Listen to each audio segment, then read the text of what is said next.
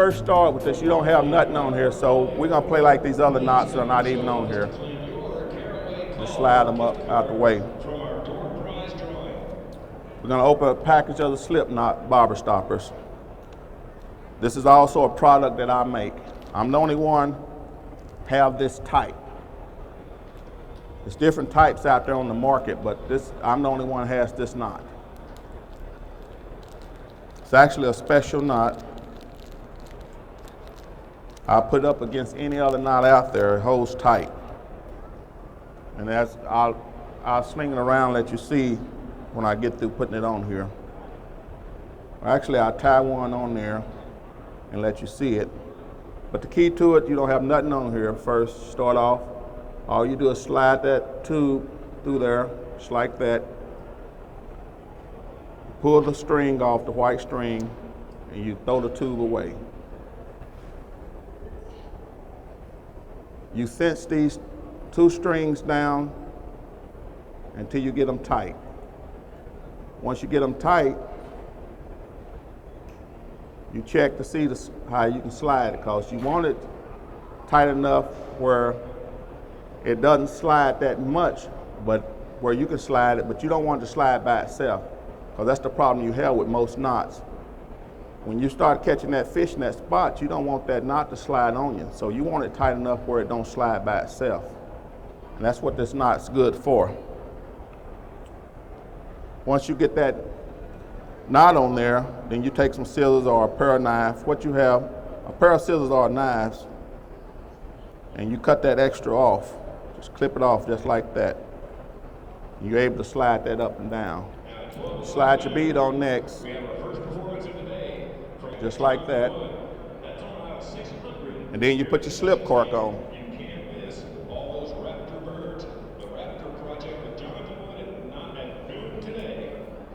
You start with the pretty end, what we call the pretty end. Run it through there. And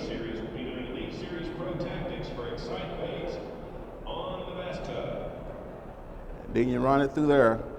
And some of you have already fished with slip corks, because slip corking got big and what it used to be, you know. Everybody used to fish with the little regular round corks, but now everybody's getting into the slip cork. So the ones that have fished with that before, it's no different, it's just a bigger cork. Same way, bobber stopper, bead, cork, and then you need something for this cork to stand up, because it ain't gonna lay down. You want something to stand up. So this size cork here I use is a 3/8 sliding weight.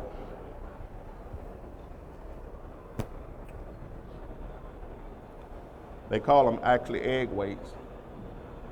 And they say, why you use that sliding weight? Because a lot of times, if that fish grab it, that weight will slide up and he don't feel the resistance on it. He just take it on.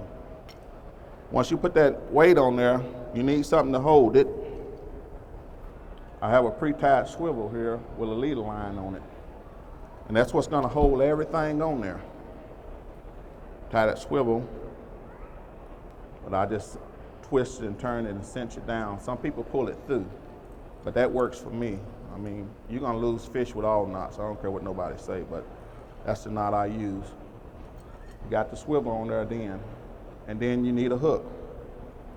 Now we actually fish with punch bait and sponge bait, but this is a number 4 hook that I'm gonna put on here. I do the same knot, no difference. Take that through there like that. I turn it about 8 times. I run that through there. A lot of people wet it, you know. You want to put your spit on there, it's up to you. And you cinch it down, and that's it. This setup here is actually ready for punch bait. This is the way we punch bait. A lot of people ask me, well, what depth do you go? How do you know what depth to start off with? A lot of people have a kind of idea of what kind of depth, how deep the water they're fishing in now. But say example, when them fish come in the riffraffs in the springtime, it's nothing like it. With that wind blowing hard, they'll be up in there right on the edge of them rocks. Well, again, if you wasn't fishing with a cork and throw out there, what's gonna happen? That's gonna go right down off of them rocks and get hung up. With the slip cork, I mean, that wind is gushing. It's gushing so hard, it's actually, the water is splashing on you.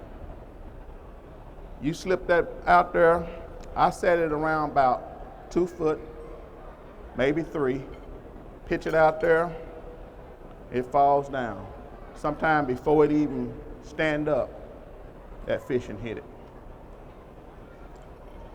If he ain't there, then you move on out. You go a little deeper, and it'll find them.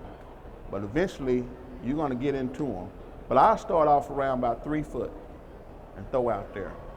Now, if you know some reason that them fish is not close there, and you want to throw out further, you can set that depth at 5, 10 feet, 15 feet.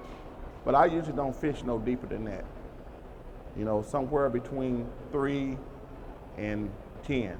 It's the deepest, you'll get them, you'll find them. Now, this also can fish on the bottom. If it's laying like this in the water, it's right on the bottom. If it's laying like this, it's all the way on the bottom, but you want it to stand up.